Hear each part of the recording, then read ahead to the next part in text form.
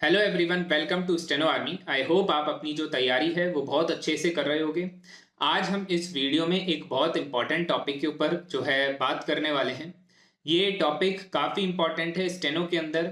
जितने भी स्टेनो के स्टूडेंट्स हैं वो जब भी स्टेनो शुरू करते हैं उनका सबसे मेन और सबसे पहला इशू यही आता है कि हमारा डिक्टेशन लिखने के टाइम पे वर्ड्स जो है वो छूट गए।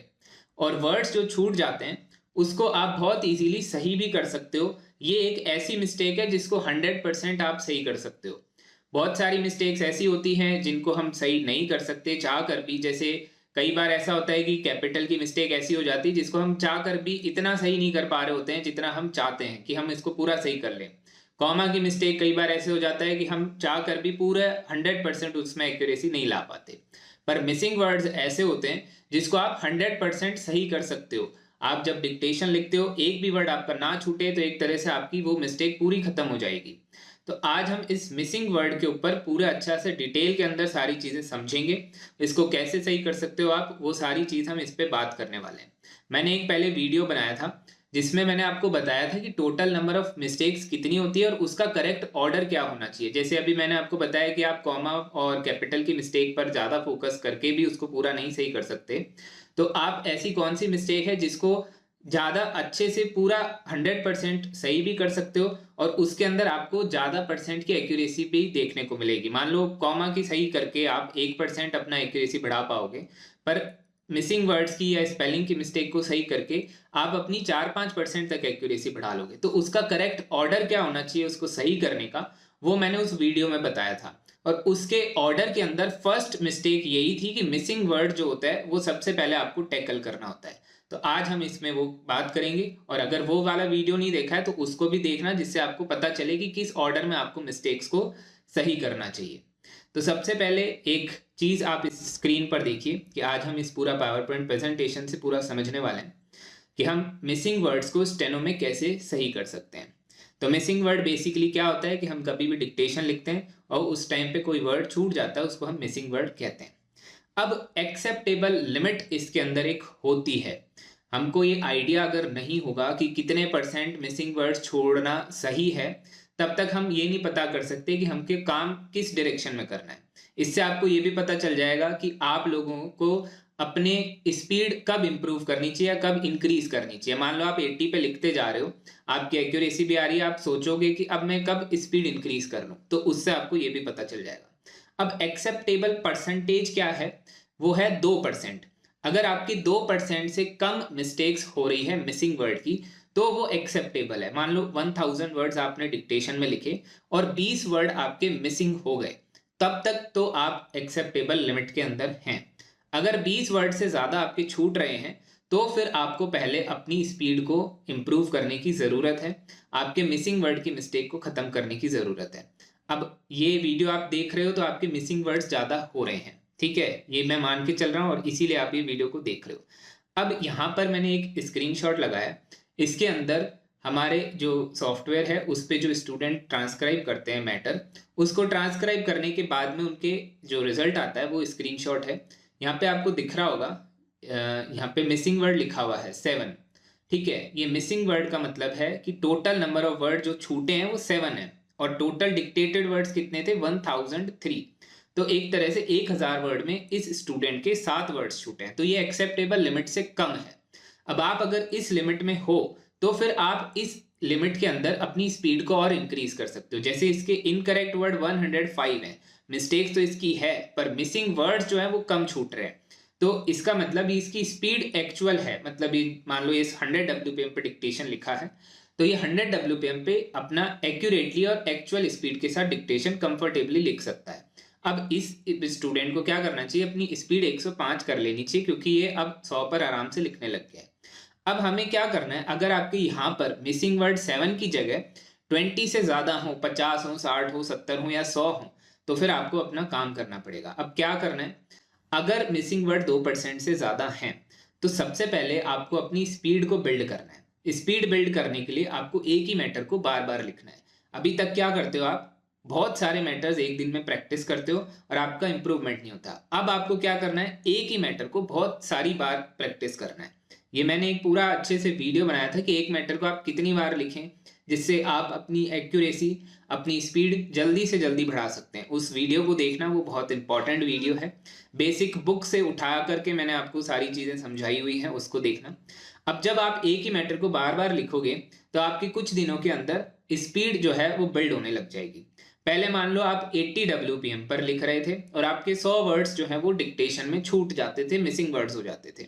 अब कुछ दिन बाद, 8-10 दिन बाद इस मेथड को फॉलो करके आप देखोगे कि 80 WPM पे जो पहले 100 वर्ड्स छूट रहे थे वो अब या तो 50 छूटेंगे या 40 छूटेंगे।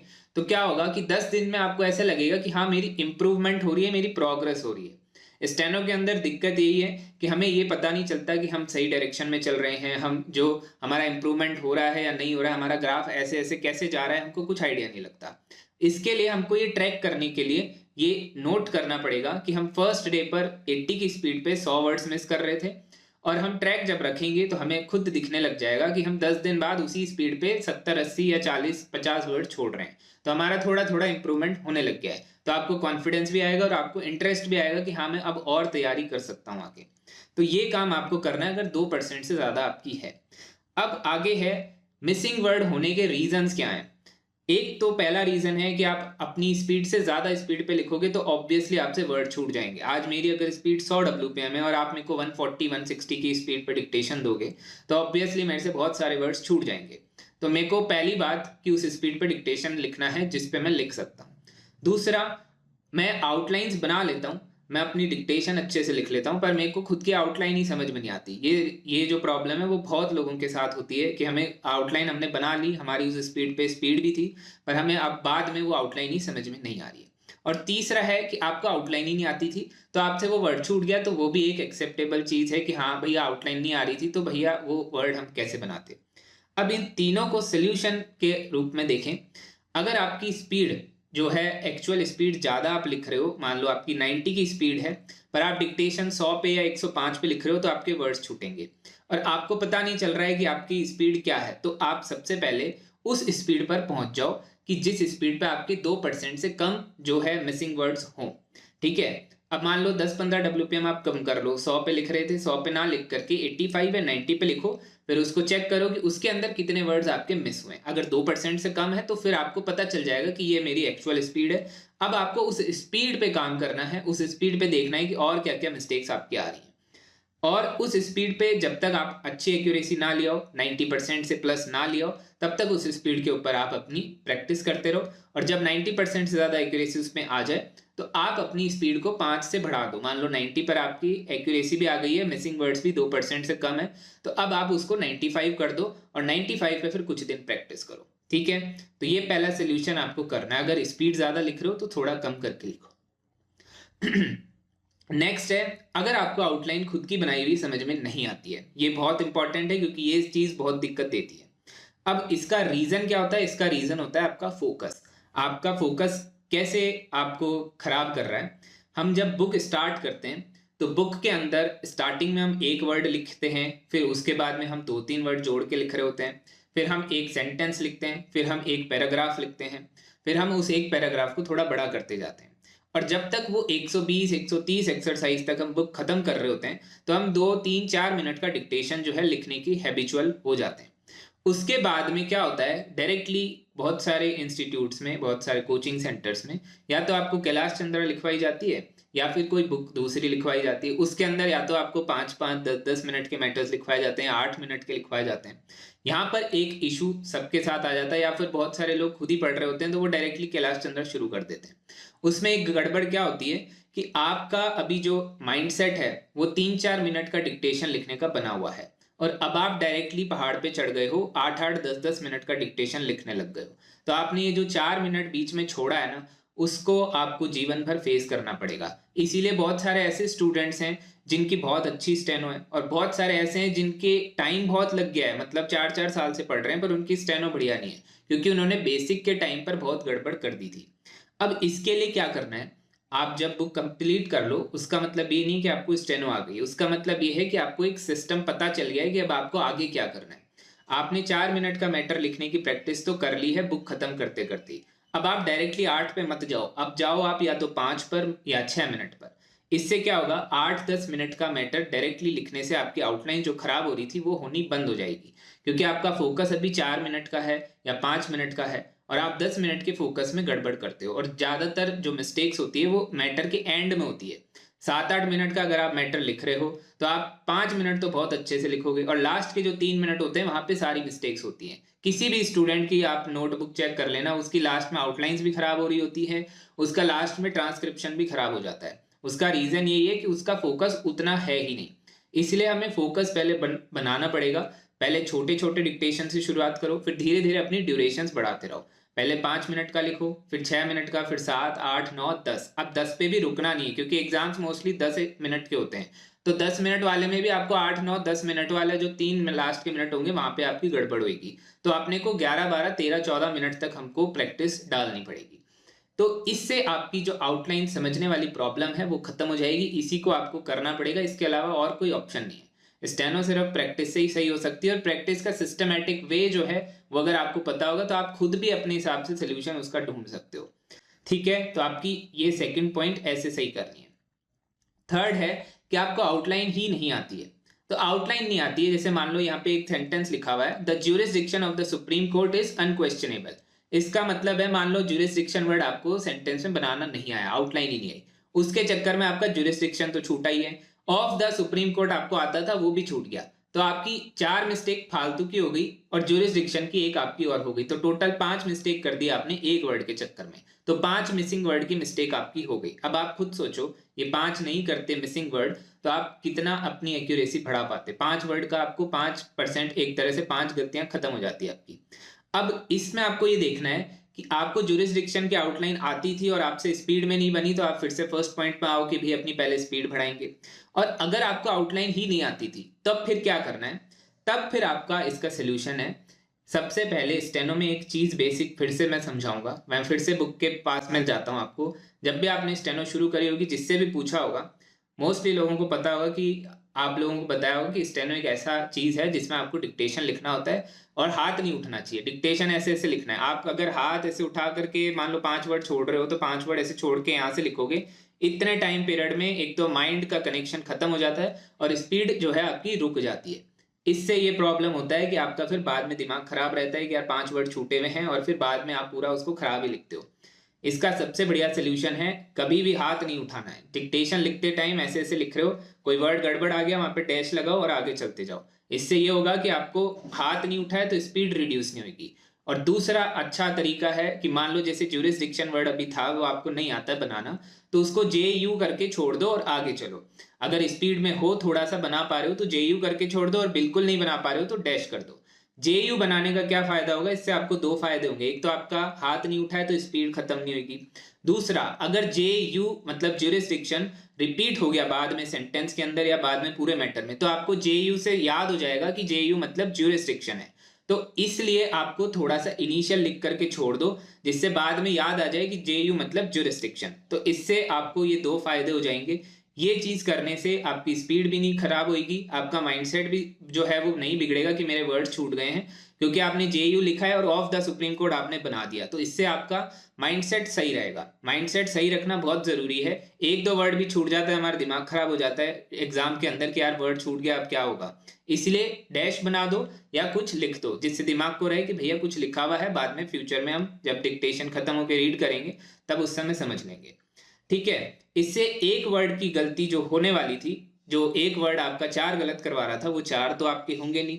और इसके बाद में जितने भी वर्ड्स आपके गलत हो रहे हैं, मान लो ज्यूरिसडिक्शन आपका गलत हुआ है, उसको बनाओ, उसकी आउटलाइन प्रिपेयर करो, इतनी बार प्रैक्टिस कर लो जिससे आपको वो फ्यूचर में कभी गलत ना हो। जैसे मैंने यहाँ एक लाइन लिखी है कि 1000 बार एक कोई आउटलाइन की आप प्रैक्टिस कर लोगे और किसी आउटलाइन की प्रैक्टिस 10 ही बार करोगे, तो आपको खुद डिफरेंस पता चल जाएगा। आप daily of the, to the, with the, date the, ये डेली बनाते हो, आपने इनको 10,000 बार बना लिया होगा। अब कोई चीज को 10,000 बार प्रैक्टिस कर लोगे तो वो आप 1,000 की स्पीड में भी मैं बोलूंगा तो आप उसको लिख लोगे।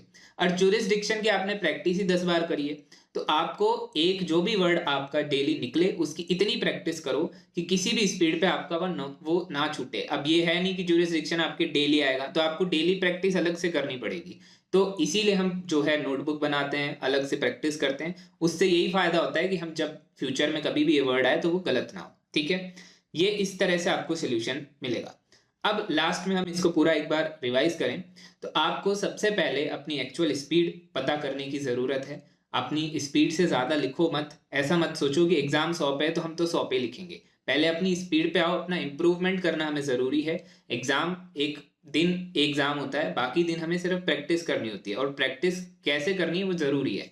तो प्रैक्टिस करने के लिए सबसे पहले एक्चुअल स्पीड पर आओ, धीरे धीरे फिर स्पीड बढ़ भी जाएगी, एक्यूरेसी भी आ जाएगी, वो सब हो जाएगा। पर अगर आपका सिस्टम ही गलत होगा, आप ए पॉइंट पे जाना चाहते हो और बी वाले रास्ते पे चल रहे हो, तो फिर कैसे आप सही जगह पे पहुंचोगे।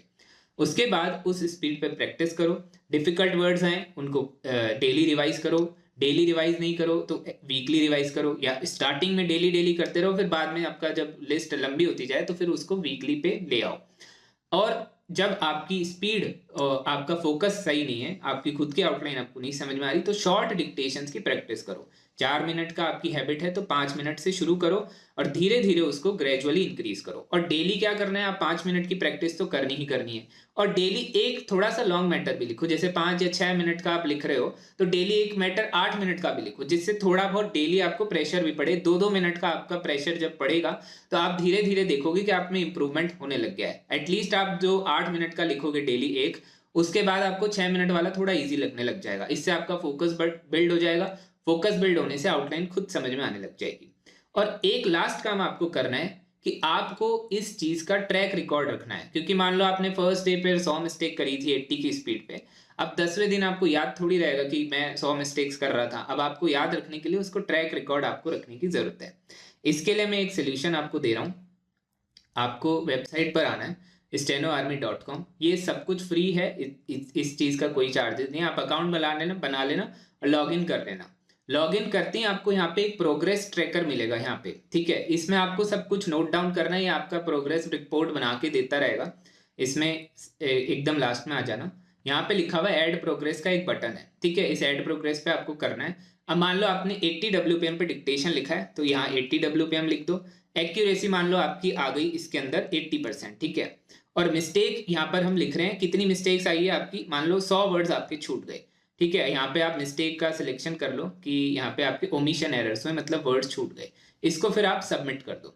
सबमिट करके यहाँ पर आपको ये ट्रैक रिकॉर्ड दिखाता रहेगा। अभी आज जो हमने लिखा है 21 मार्च 2025, 80 की स्पीड पे लिखा था, 80 ही हमारी एक्यूरेसी है। 100 वर्ड जो थे वो मिसिंग हो गए, ठीक है। अब मिसिंग वर्ड का जो ये आपका ग्राफ है वो बनता रहेगा। अब ग्राफ बनता रहेगा, आपको ऐसे ऐसे पता चलता रहेगा कि ऊपर जा रहा है या नीचे जा रहा है, तो आप खुद देख पाओगे। और यहाँ पे आपका टाइमलाइन भी चलता रहेगा। ये अब जो यहाँ 100 आया है इसको हमको 2% से कम लाना है, मतलब 20 से कम आना है। तो आप खुद देख पाओगे, आपको याद रखने की जरूरत नहीं है। इसमें ये सारा रिकॉर्ड होता रहेगा और ये सब कुछ फ्री है, इसका कोई चार्जेस नहीं है। बाकी जो डिक्टेशन है उसके जो है आपको सब्सक्रिप्शन लेना पड़ता है। मैं सारी एग्जाम्स की बेसिकली प्रिपरेशन करवाता हूँ, यहाँ पे सब कुछ लिखा है, आप खुद देख लेना। तो ये हमारा मिसिंग वर्ड के ऊपर पूरी चीज मैंने आपको समझा दी है। इसको आप अच्छे से करिए। इसको हमने फर्स्ट पॉइंट लिया है आज, मैंने उसके अंदर 6 मिस्टेक्स बताई थी। अब मैं सारी एक एक मिस्टेक के ऊपर पूरा डिटेल के अंदर सारी चीजें समझाऊंगा आपको। अगर ये समझ में आया है तो इसको आप अच्छे से इम्प्लीमेंट करना। और अगर और कोई डाउट हो तो आप मुझसे कमेंट करके पूछना, मैं उस पर भी वीडियो बनाने की कोशिश करूंगा। और जितने भी एग्जाम की आपकी तैयारी आपको करनी है वो मैं सारी इस वेबसाइट के ऊपर करवाता हूँ। हर टाइप के डिक्टेशन हम लिख रहे होते हैं। हम फ्री डिक्टेशन भी आपके लिए है, मॉक टेस्ट होता है, एक्यूरेसी बूस्टर है, जैसे आपका SES की गलती होती है, ED की गलती होती है, उसके लिए मैंने अलग से सेक्शन बना रखा है। स्पीड बिल्डिंग जो मैं आपको कह रहा हूँ 3-3 4-4 मिनट के डिक्टेशन लिखिए, वो भी मैंने यहाँ डाल रखा है। सारे फ्रेजेस और डिफिकल्ट वर्ड्स वो हैं। SSC का पूरा डिक्टेशन सेक्शन है। कोर्ट की है, RSM SSB, AIIMS, EPFO, NCERT, हर टाइप के डिक्टेशन आपको मिल जाएंगे। आप वेबसाइट पे जाओगे आपको सब कुछ इजीली समझ में आ जाएगा। तो आज का ये वीडियो आई होप आपको समझ में आ गया होगा। इसके अलावा मैंने एक बुक बना रखी है जो कि वो भी फ्री ही है, साइड में आपको इधर उधर कहीं दिख रही होगी। पंक्चुएशन की बुक्स है, वो फिक्स्ड कॉमा रूल्स हैं, वो सीखोगे तो आपको कॉमा की जो गलतियां आपकी होती है एटलीस्ट उससे बहुत हद तक फर्क पड़ेगा। बहुत सारे कॉमास तो आपको समझ के ही लगाने पड़ते हैं। जो फिक्स्ड हैं वो वाले मैंने सारे लिस्ट निकाल करके 370 वर्ड्स ऐसे हैं जो फिक्स्ड हैं, वो निकाल करके मैंने बुक बनाई है। उस बुक को आप देखिए, डाउनलोड कर लीजिए, डायरेक्टली टेलीग्राम पर आप पहुंच जाओगे यहाँ पे क्लिक करके, और उसको डाउनलोड करिए। और एक मैटर को कितनी बार लिखना चाहिए वो साइड में वीडियो आ रहा है, उसको भी देख लीजिए। तब तक के लिए सभी को बेस्ट ऑफ लक।